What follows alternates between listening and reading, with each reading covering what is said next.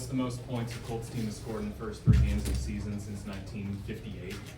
What's working for this offense right now? I don't know. I think obviously we're running it well. JT, had another big time day. I think huge credit to him and how he's been playing, and then the guys up front, and they're blocking, and the run game's been big, and then guys are getting open and making plays in the pass game with some explosive plays and stuff down the field. So I think a lot of credit to the guys up front. I think it starts there in the run game and the pass game, and then playing off of that.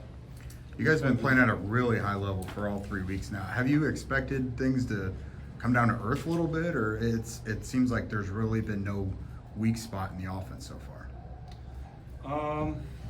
I think we certainly expect to play at a high level. I think every time we step out there, every time we get the ball, we expect to execute and go down the field and score. So, no, I don't think the expectation changes at any point, whether we're playing, regardless of how it's going. So, I think that stays that way, and we'll see. There's still things we got to clean up and work on. I think still, some missed opportunities, things that weren't as sharp as they should have been, and we'll go back, look at that, and clean it up. Did you clock the first punt of the season?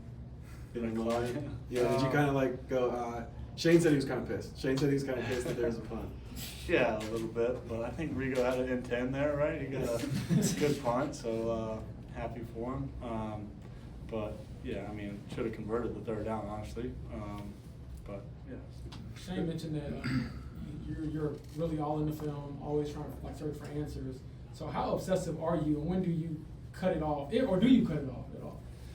Each week's a little bit different, but I think you're always working to find something that could help you when you get into that situation. I think Shane's very similar. I think something that's impressed me here. I think we got a smart football team and a lot of guys who can handle information and kind of know what to expect going out there and then execute. And I think when you have smart guys, you're able to continue to tweak things later in the week. And if you come up with something where you see something, coaches do a really good job. Hey, let's make this little adjustment here or that, and guys pick it up well and execute it on Sunday. Shane told us privately on Friday he was really excited about that ISO play that you guys scored on. Did you guys feel like that had a chance going in? And then what was it like from your perspective to watch JT run that? Yeah, that's fun to watch for sure.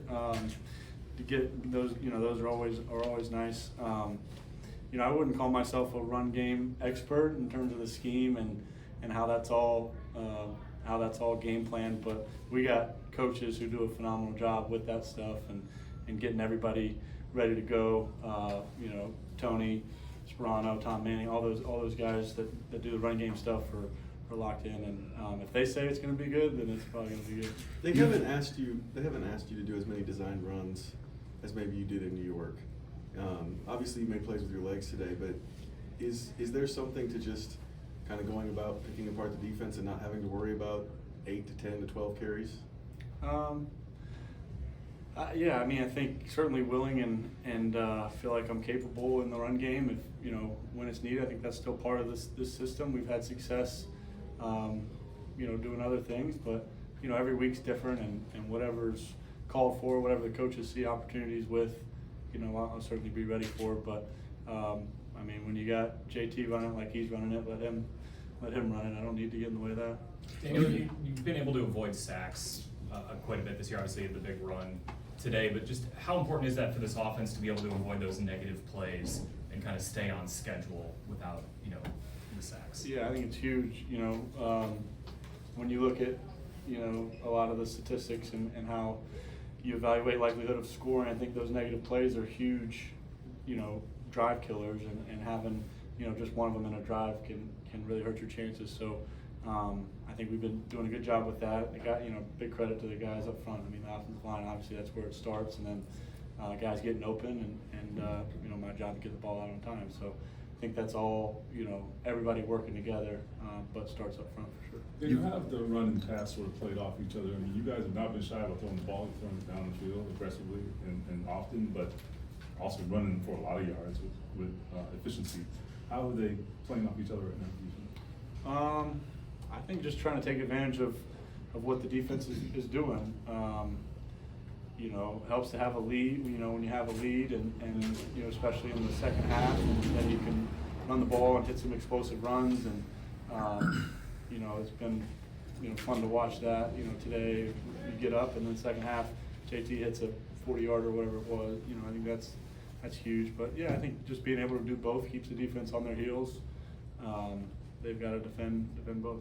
You mentioned that you and Shane are pretty obsessive about football. So if you're all away from the facility, how long does it take for the other to respond if you send a play to each other? Is it a long process, or is it okay? Is there ever an off time where I gotta take foot off the gas? I don't know. It depends when, but yeah. The head coach texts you should respond pretty quick. Getting that pick six just to start the game. What did that maybe do for both sides of the ball, or at least on offense? Huge. Yeah, huge to start the game 7-0. Big time start. We talked about having a fast start, coming on the road for the first time, and making sure we're forcing the issue, starting fast, and then for him to make that play was big time for us. And on offense, that's a great feeling. You haven't touched the ball yet, and you're in the lead. So yeah, big time play. With Jonathan doing what he's doing right now, how much easier does that make your life as a quarterback? Yeah, I think it makes it a lot easier having being able to pop those explosive runs, and then in the red zone he's done a great job finishing in the end zone. I think the ability to run it down there is huge, and he's done a great job. Is there when you hear the home fans turn on their own team and you're the opponent, is there a blood in the water type of mentality that happens there, or do you even notice that? You notice it for sure. Yeah, maybe a little bit. I think when you hear that and sense that, try to take advantage of it, and yeah. Thanks.